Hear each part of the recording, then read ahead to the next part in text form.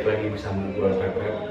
Di episode kali ini gue masih ditemani oleh pakar nih, praktisi dan pemerhati dunia astral, Ki Sodobono. Apa kabar Ki? Alhamdulillah baik. Gimana Ki? Boleh di promo channelnya? Oke, pemerhati monogram production, tolong dibantu juga di subscribe channel kami di Astral Projection Indonesia. Jangan lupa di like, di share, Betul, subscribe. komen aja yang banyak. Kita baru ada satu video sih memang. Baru ada satu video memang yang kita coba untuk tampilkan terlebih dahulu. Saya ingin melihat reaksi dari teman-teman sobat astral yang menyaksikan. Iya. Pokoknya channel saya maksudnya mudah-mudahan bisa jadi channel yang mendidik dalam kaitannya di dunia astral. Iya, siap. Oh ya, buat kalian semua jangan lupa buat jalankan terus protokol kesehatan ya, karena Ya, makin hari makin terus bertambah nih kasusnya. Semoga kita bisa melewati Amin, pandemi ini. amin ya Allah. Amin. Balik lagi di ngobrol mistis. Enak ngobrol apa ya? Ini gue mau angkat tema pesugihan. Pesugihan ya. Pesugihan. Gue pernah dengar cerita nih. Jadi ada sekelompok anak muda gitu. Dia naik gunung. Jadi salah satu dari mereka ini tiba-tiba katanya berubah jadi pocong gitu. Oh, yang sempat beberapa tahun viral itu ya, pocong keliling itu ya? Pocong keliling. Pocong keliling, oh iya. Pocong Sempet, keliling. gue juga sempat dengar itu cerita Nah, itu. Usut katanya bapaknya itu ada pesugihan. Jadi si anak Iya. kena kayak tumbal gitulah Ki. Betul. Kalau nggak salah dia pakai sesuatu yang punya bapaknya gitu ya? Iya. Memakai sesuatu yang punya bapaknya yang dipakai itu adalah istilahnya itu wadahnya dari tempat pesugihan itu ya? Betul. Nah, di sini kita pengen tahu nih Ki, sebenarnya pesugihan itu seperti apa, jenis-jenisnya apa, Tuh. terus cara kerjanya tuh kayak gimana sih? Jadi begini, teman-teman dari Monogram Production, pesugihan itu tidak lain tidak bukan adalah suatu kegiatan bagi orang-orang yang sudah menyerah. Kegiatan-kegiatan orang yang sudah menyerah dalam menjalani kehidupan, orang yang sudah menjauh dari Tuhannya. Tapi bagaimana dia berpikir supaya menjadi kaya raya dengan cara secepat-cepatnya. Jalan pintas. Pesugihan sama dengan jalan pintas untuk menuju kesuksesan dengan cara yang salah. Yaitu dengan cara berdamai atau meminta bantuan dengan setan dan jin atau iblis untuk mewujudkan mimpi-mimpi keserakan dunianya dengan cara seperti itu. Jadi itulah pesugihan. Itu pesugihan. Nah, jenis-jenisnya banyak Ki. Pesugihan itu macam jenis. Itu metode atau cara-cara, kemudian persyaratan, sebab akibat, timbal balik dan sebagainya. Itu ada beberapa jenis pesugihan yang tidak memakai tumbal, yaitu pelakunya adalah si orang yang akan melakukan pesugihan tersebut. Dan satu lagi adalah pesugihan yang memakai timbal balik tumbal itu. Jadi saya pisahkan dua jenis itu ya. Cuma dari dua jenis itu ada berbagai macam cara-cara yang berbeda-beda. Contohnya misalnya yang tidak memakai tumbal itu, ini biasanya dilakukan oleh orang yang akan melakukan pesugihan itu sendiri. Contohnya seperti mungkin tahu babi ngepet. Iya. Kemudian tikus ngepet juga ada. Tikus ngepet ya? Baru dengar ya. Tikus ngepet ada. Cuma memang dia bentuk tikusnya itu ya tidak selayaknya seperti tikus, tapi wujudnya tikus. Oh gitu. Itu bisa badannya atau apanya lebih besar. Gitu. Kemudian ada kelelawar ngepet juga. Ini biasanya dari daerah-daerah di luar Pulau Jawa biasanya. Pulau Jawa. Kalau babi ngepet ini memang biasanya di Pulau Jawa. Tapi memang di negara kita ini lebih banyak babi ngepet ya orang-orangnya. Kalau untuk saat ini sudah mulai nggak ada yang ini. Memang nggak ada. Dari sepanjang perjalanan saya di dunia astral ini, mungkin sekitar 15 tahun saya menggeluti tentang ilmu-ilmu astral atau dunia-dunia gaib. sudah mulai berkurang untuk yang ngepet-ngepet ini. Orang yang memegang pesugihannya atau orang yang kuncen untuk menuju mengawinkan untuk pesugihan jenis ngepet ini sudah juga jarang sekali. Sudah jarang sekali.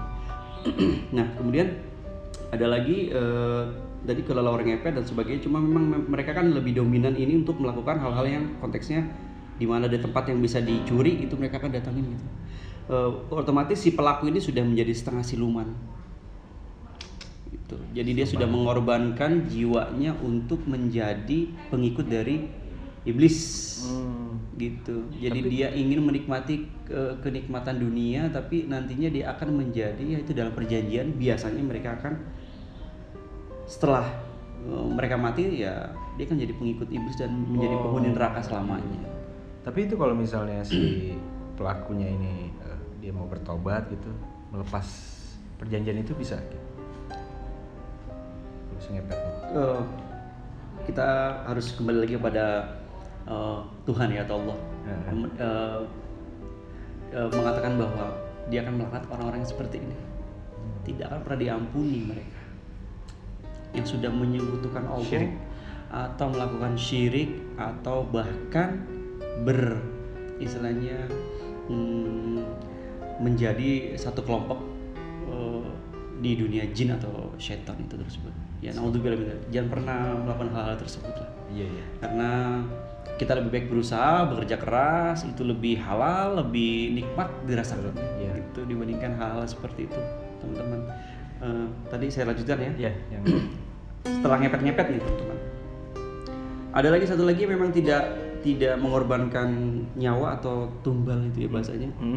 Yaitu pesugihan tuyul. Ini pemerhati saya itu dalam proses perjalanan masih ada ini. Tuyul. Dan masih banyak ya. Ini boleh saya sedikit cerita, ada toko tuyulnya bahasanya, toko. Iya. Jadi orang yang memang menjual tuyul, pesugihan tuyul itu. Bisa jual beli tuyul ya? Jual beli tuyul masih ada sampai sekarang. Dan saya pernah sesekali itu memang penasaran tempat tersebut apa masih ada. Ternyata masih ada di salah satu tempat yang memang dulunya saya pernah tahu, akhirnya coba saya datangin kembali, ternyata masih ada, tapi dengan kuncen yang berbeda atau dengan orang yang sudah beda untuk yang mengurusi tokonya itu bahasanya itu. Nah itu banyak jenis sebenarnya yang tidak memakai tumbal, cuma memang yang lebih menurut saya itu lebih sering atau banyak orang-orang yang gelap mata melakukan hal tersebut ya, dari yang ngepet-ngepet ini, jas ngepet kemudian dengan tuyul itu masih ada. Masih ada. Dan satu lagi yang tidak dengan tumbal ya. Yaitu dengan cara tapa brata itu bahasanya. Tapa brata itu tidak makan, tidak minum, tidak buang air kecil ya, tapa brata itu tadi. Biasanya berbagai macam jenis-jenisnya sesuai dengan tempat yang dia tuju. Untuk tapa brata biasanya ada di gunung, di goa, di hutan dan sebagainya. Nah, nanti mereka akan menemukan tempat-tempat yang memang didiamin oleh jin syaitan yang kafir, yang menyesatkan manusia. Nanti mereka akan diberi syarat-syarat, diberikan aturan-aturan setelah mereka melakukan tapa brata tadi itu. Tidak makan, tidak minum. Ada di suatu gunung, saya tidak bisa sebut, tapi teman-teman mungkin tahu. Jadi di tempat itu harus ada orang itu harus bertapa di bawah pohon itu, benar. Ini memang masih ada sampai sekarang. Masih ada. Di bawah pohon selama biasanya mereka bertapa brata itu 3 hari 3 malam, tidak makan, tidak minum, tidak buang air. Mereka melakukan tapa brata di atas daun pisang, di bawah pohon. Nama pohonnya saya lupa ya. Kalau seandainya pohon itu jatuh di badannya, itu udah selesai tapanya. Dan itu daunnya maksudnya ya, daunnya terjatuh di badannya, itu dia sudah selesai untuk tapanya, dan daun itu yang dibawa pulang. Nah terus, tapi selama tapa itu dia akan diberitahu cara-caranya untuk bagaimana dia menjadi orang sesat. Jadi hanya dia aja yang tahu. Hanya dia saja yang tahu. Dan itu biasanya yang ditumbalkan adalah sedara. Sedara itu ya bisa anak, istri, anak, kakak, adik dan sebagainya, seterusnya. Dan itu bisa tergantung dari dia tempatnya di mana ya. Maksudnya proses dia untuk misalnya menjalankan pesugihannya itu di mana. Biasanya macam-macam, juga nanti timbal baliknya berbeda-beda gitu. Ada juga yang ditumbalkan orang lain, juga ada yang ditumbalkan orang lain. Nah mereka ini yang dengan tumbal itu beda dengan yang ngepet. Biasanya kalau yang ngepet ini otomatis kan seperti tuyul juga kan, otomatis kan harus ada tempat yang harus dituju ya, atau diambil barangnya, sesuatu yang diambil. Iya. Gitu. Nah kalau yang dengan tumbal ini atau dengan menggunakan tapa berata ini biasanya tiba-tiba apapun yang dia kerjakan itu akan menghasilkan uang yang berkali-kali lipat yang kita tuh tidak nyangka gitu. Oh. Dengan proses yang sangat cepat, mungkin setahun yang tadinya rumahnya kecil jadi bertingkat-tingkat gitu. Seperti itu. Jadi dia melakukan usaha, apapun yang dia jalankan itu pasti menghasilkan uang yang berlipat-lipat. Apapun jenisnya. Itu masih banyak ya saat ini ya tapa berata ya. Tapa berata yang sepengetahuan saya masih banyak sekali. Banyak, ya? Yang sudah agak berkurang itu yang ngepet-ngepet itu. Iya. Karena saya tidak tahu, mungkin bisa jadi juru kuncinya sudah mulai tidak ada. Tidak perlu dan sebagainya. Ya mudah-mudahan juga tidak ada selamanya gitu. Mudah-mudahan cepat-cepat semua juga ini tidak ada di muka bumi ini. Putus ya sampai situ saja. Terus ada lagi selanjutnya? Saya sebenarnya punya tadi yang tadi saya jelaskan, saya sempat punya cerita unik berkaitan dengan tuyul. Iya. Tuyul tadi saya bilang yang tidak dengan tumbal itu. Oh gini. Ini juga ada permintaan nih dari penonton nih buat ceritain pengalaman horor nih. Mungkin tadi bisa disambungkan dengan yang tuyul-tuyul itu ya? Tuyul kalau ini sebenarnya nggak horor-horor banget ya. Cuma bahasanya tuh lumayan unik aja. Karena ternyata orang ini, saya memang sempat bertemu dengan orang tersebut yang melakukan pesugihan. Dengan pelakunya langsung gitu. Jadi dia waktu itu sempat yang mengantarkan itu sahabat saya. Iya. Tapi dia mengantarkan pun sahabat saya itu tidak tahu kalau dia memang sedang menuju ke tempat itu. Tempat itu memang sudah bukan menjadi rahasia umum lagi di daerah saya waktu itu. Jadinya boleh disebutin di mana? Mungkin nggak bisa ya. Nggak bisa, nanti teman-teman nyari lagi. Ada online-nya juga tuh kayaknya. Bisa jadi ya dia online kan. Tapi jadi gini, lucunya adalah saat dia mulai melakukan persyaratan pesugihan, itu sebelumnya teman-teman harus tahu dulu, walaupun dia tidak dengan tumbal gitu, tapi sekali lagi persyaratannya adalah tidak jauh dan tidak sangat mungkin menjijikan ya. Maksudnya lebih menjijikan, walaupun memang tidak nyawa, taruh timbal baliknya gitu loh. Jadi itu sebelum melakukan persyaratan, sebelum mengambil tuyul tersebut, pertama dia akan memberikan uang hibah, bahasanya uang untuk mengangkat anak. Jadi tuyul ini harus dijadikan anak. Jadi kayak orang membayar uang untuk ambil anak gitu. Ke juru kuncinya. Jumlahnya pada saat itu bisa dikatakan lebih dari di atas 50 juta ya. Wih, mahal juga ya tuyul ya. 10 juta itu. 10 juta itu. Dan itu saya waktu itu masih SMA ya. Itu 2004 atau 2005 gitu. Iya. Itu sekitar 50 di atas 50 juta yang jelas, ceritanya begitu. Sekarang udah naik kali ya. Mungkin udah naik sekarang, mungkin bisa 200 juta kayaknya. Tapi ada juga persyaratan selanjutnya adalah dia harus dianggap sebagai anak. Jadi Anda juga tahu kalau jadi anak berarti harus dikenalkan kepada keluarganya. Misalnya contohnya Anda melakukan kegiatan pesugihan tuyul, Anda punya anak istri. Anak istri Anda itu harus diperkenalkan kepada anak baru Anda ini, yang anak tuyul ini. Jadi mereka kelihatan gitu. Jadi dengan keluarga sendiri mereka terlihat.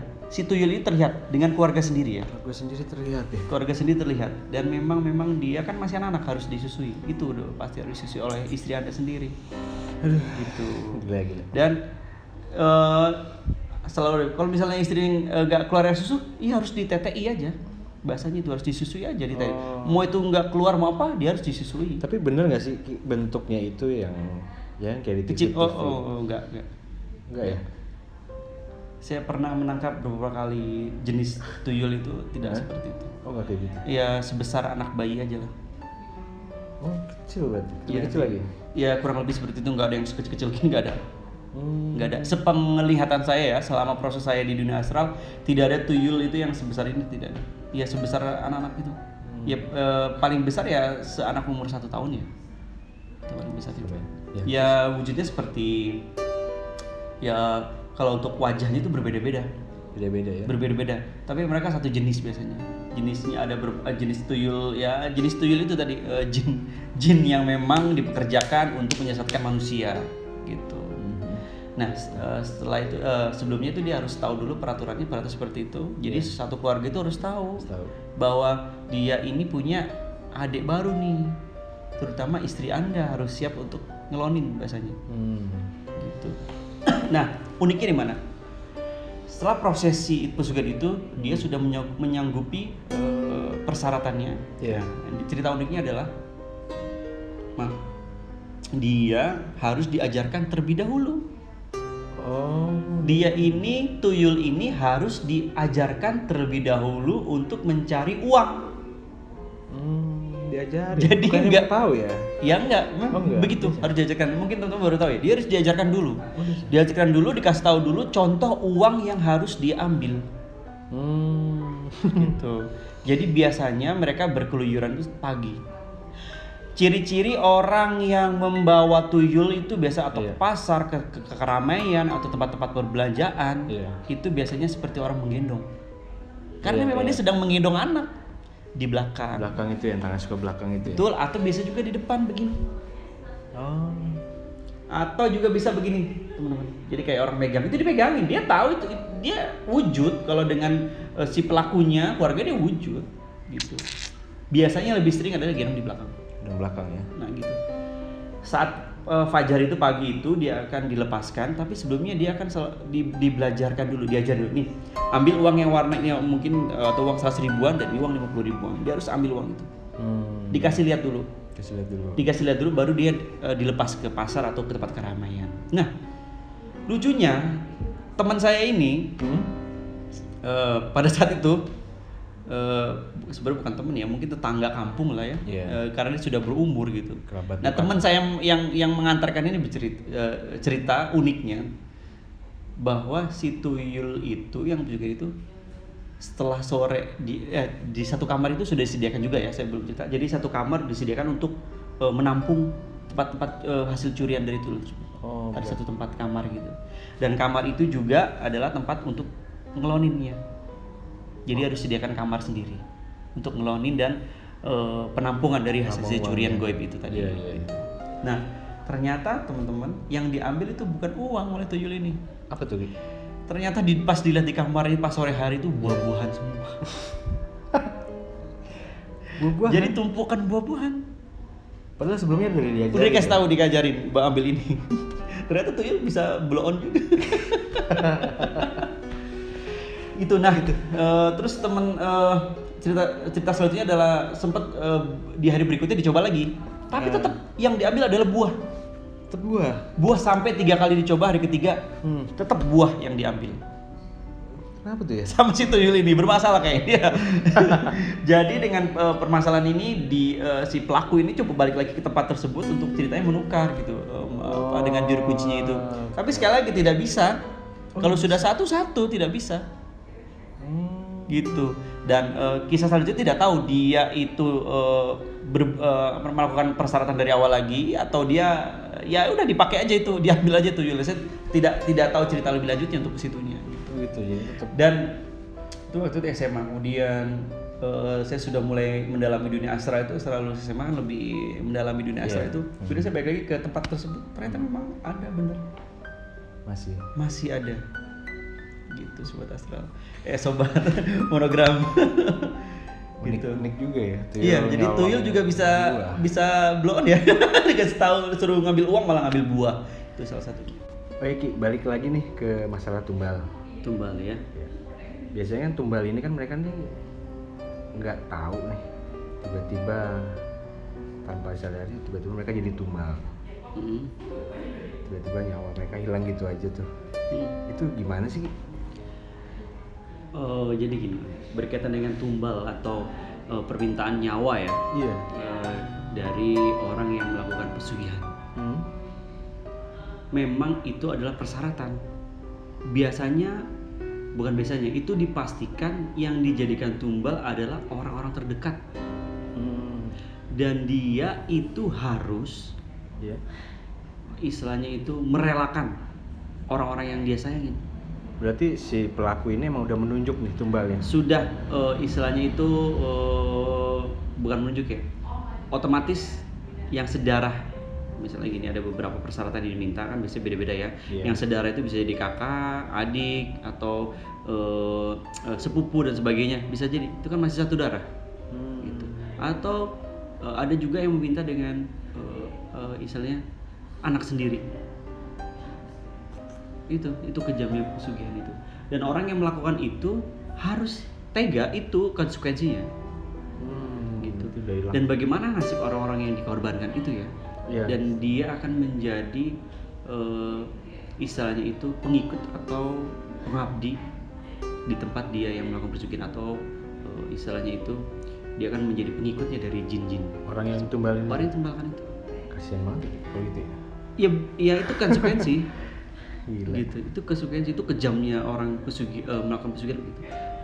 Makanya apakah tadi kan Anda mengatakan bahwa bisa nggak diampuni dosanya? Saya rasa tidak akan pernah diampuni dosanya. Karena dia membunuh juga ya. Betul. Dan berikut juga orang-orang yang ditumbalkan itu. Jadi jangan coba-coba untuk melakukan pesugihan itu, karena dia akan mengorbankan seluruh keturunannya. Seluruh keturunan itu pasti. Seluruh keturunannya. Perjanjiannya nggak akan. Biasanya ada berapa dekade, misalnya seperti 3 turunan atau 4 turunannya begitu.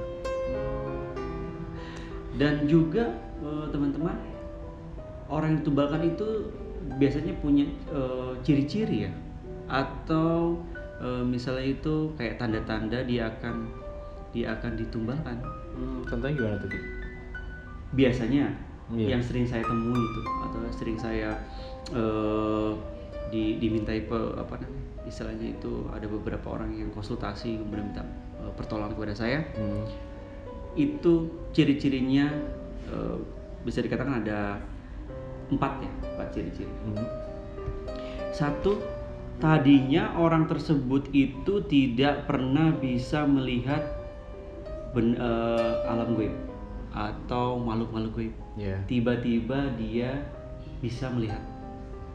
Tiba-tiba. Itu salah satu cirinya. Yang pertama. Jadi tahu-tahu dia yang tadinya memang tidak pernah tahu dunia gaib, tiba-tiba kok dia melihat sekelebat sesuatu yang muncul, atau sekelebat penampakan dan sebagainya. Itu salah satunya. Ini kayak episode sebelumnya nih, yang mereka bisa melewati dimensi yang berjuta-juta itu. Iya, cuma memang beda faktor. Kalau ini memang dia akan ditargetkan menjadi tumbal. Itu ciri-cirinya. Salah satu cirinya seperti itu. Yang kedua, tiba-tiba dia mendengar suara-suara gaib. Suara-suara yang memanggil namanya, tiba-tiba seperti itu. Tak tahu dia dipanggil namanya, atau suara-suara samar di malam hari saat dia sendiri dan sebagainya. Dia mendengar suara-suara tersebut. Itu ciri-ciri kedua. Yang ketiga adalah tiba-tiba kehidupannya menjadi berbeda. Kayak misalnya dia tahu-tahu gelisah, tidak tenang, begitu. Jadi seakan-akan tuh kok kayak ada sesuatu yang berbeda dengan dirinya, kayak orang linglung aja. Kayak ini ya, rasa tidak bisa tidur, gitu, kayak ada sesuatu aja. Jadi dia tidak tahu apa yang terjadi dalam dirinya, tiba-tiba dia melakukan hal tersebut. Itu yang ketiga. Saya selama kayak kemarin itu nggak bisa tidur. Kerjaan kalau itu ya. Kerjaan. Oke. Dan yang keempat, yang terakhir adalah tiba-tiba dia menyendiri, menjauhi dari keramaian. Dia sadari? Tanpa dia sadari kok, dia kayaknya nggak mau dekat dengan keramaian. Gitu. Ini ciri-ciri yang bisa saya teliti ya. Maksudnya dengan perjalanan saya waktu diminta tolong orang, atau ada beberapa orang yang minta konsultasi dengan saya gitu. Kemudian saya mendalami lebih jauh permasalahannya orang tersebut. Kemudian memang saya temui ciri-cirinya seperti itu. Tahu-tahu dia meninggal atau bunuh diri biasanya. Meninggal begitu saja, atau tahu-tahu dia bunuh diri. Atau dia bunuh diri. Dari keempat ciri-ciri tersebut, tiba-tiba dia bisa melakukan bunuh diri atau tiba-tiba meninggal begitu saja. Ini kan tadi Kisodo bilang kalau ada yang sempat minta tolong nih ke Kisodo ya. Bisa cerita sedikit aja tuh. Jadi gini, pada saat itu kejadiannya sekitar 3 atau 4 tahun yang lalu ya. Belakang itu memang saya dimintain tolong oleh sebenarnya sahabat sendiri. Ini yang bermasalah adalah saudaranya. Jadi itu saya menangani istilahnya tumbal atau timbal balik dari pesugihan yang dilakukan oleh buyutnya. Bayangin ke buyutnya loh. Kalau nggak salah kalau dihitung-hitung itu dia keturunan keempat ya. Maksud dari buyutnya itu punya anak, kemudian punya anak lagi, punya anak terus ada cucunya gitu loh. Jadi punya anak terus kemudian nikah terus ada cucunya. Dan yang berefek jadi gini, pesugihannya ini adalah dia akan menimpa beberapa anak perempuan dari keturunan buyutnya itu menjadi gila. Berarti setiap keturunan ada tuh satu. Jadi itu tidak bisa dibaca ya. Persilangan bagaimana yang jelas di setiap keturunan dari buyutnya itu yang perempuan itu atau dari orang tua perempuan anak yang saya tanganin itu pasti gila. Jadi itu pasti gila dan banyak yang bunuh diri. Gitu. Ada saat itu teman saya minta tolong, kemudian saya coba untuk datang ke sana, saya melihat lebih jauh, kemudian saya deteksi dengan energi yang saya punya. Anak ini tuh bukan ada kelainan psikologi, sempat dibawa ke psikiater. Tapi begitu lagi. Anak ini berumur kelas 1 SMA itu, kelas berapa tuh? 10, 11, 12. Awalnya normal ya? Awalnya normal sekolah seperti biasa normal. Tiba-tiba pas 1 SMA itu saat dia masuk 1 SMA mulai berperilaku aneh itu, ngomong sendiri, kata sendiri seperti itu. Jadi diobatin kemanapun, kemudian kebetulan si anak perempuan ini ada dari keluarga yang mampu ya, sangat mampu lah menurut saya memang. Sudah berobat kemana-mana, psikiater dan sebagainya, tetap begitu terus. Alhamdulillah ketemu dengan saya pada saat itu, kemudian saya cek dengan energi yang saya punya, ternyata ada hal lain nih memang yang menimpa si anak ini. Kemudian saya tanya lebih lanjut, ternyata benar apa yang saya curigai, cerita dari ibunya sendiri bahwa memang ada saudaranya juga begini, malah mereka berpikir ada itu keturunan gitu. Jadi penyakit keturunan bawaan untuk menjadi gila itu ternyata bukan. Itu adalah efek dari pesugihan. Kalau bisa dikatakan ibu itu cerita bahwa memang dari saudara-saudaranya rata-rata yang perempuan itu pertama awalnya gila, kemudian dibilang gila, maksudnya berperilaku seperti orang gila, kemudian dibiarkan mati, biarkan mati gitu. Jadi tidak diurus setelah mati gitu. dengan gilanya itu ya. Dikatakan gila padahal itu adalah tumbal dari pesugihan yang dilakukan oleh buyutnya pada saat itu. Dan alhamdulillah ketemu dengan saya dengan seizin Allah, saya cari tahu permasalahannya, ternyata saya dapat titik temu untuk bagaimana cara memutuskannya itu. Kok bisa ya? Ya karena alhamdulillah dikasih jalan aja. Pada saat itu akhirnya lepas itu. Akhirnya mudah-mudahan setelah saya datang ke petilasan untuk pesugihannya itu ternyata sudah tidak dipergunakan lagi, kemudian saya hancurkan itu semua. Dan kabar terakhir anak tersebut sudah lulus SMA sudah berkuliah, ya alhamdulillah tidak ada gejala-gejala seperti waktu normal lagi ya. Alhamdulillah. Ya semua karena jalan Allah gitu. Jauh juga itu waktu itu saya di daerah Purworejo. Oh itu kampung ini juga nih. Daerah Purworejo itu.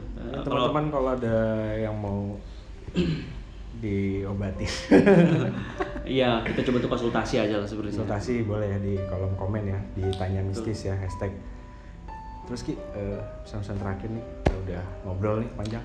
Ya, sekali lagi berkaitan dengan pesugihan ya. Jadi jangan coba-coba lah teman-teman untuk melakukan tindakan-tindakan di luar keimanan kita. Gitu. Jangan sampai harga keimanan kita, kemudian keluarga kita dipertaruhkan hanya untuk harta. Karena harta itu tidak dibawa kita ke alam sana. Harta nggak dibawa mati. Harta tidak dibawa mati. Lebih baik kita berusaha dengan keringat walaupun sedikit tapi berkah. Insya Allah. Itu saja menurut saya. Setuju saya. Oke. Terakhir dari saya, stop pembodohan astral. Terima kasih Ki. Sampai jumpa lagi. Oke. Assalamualaikum. Assalamualaikum.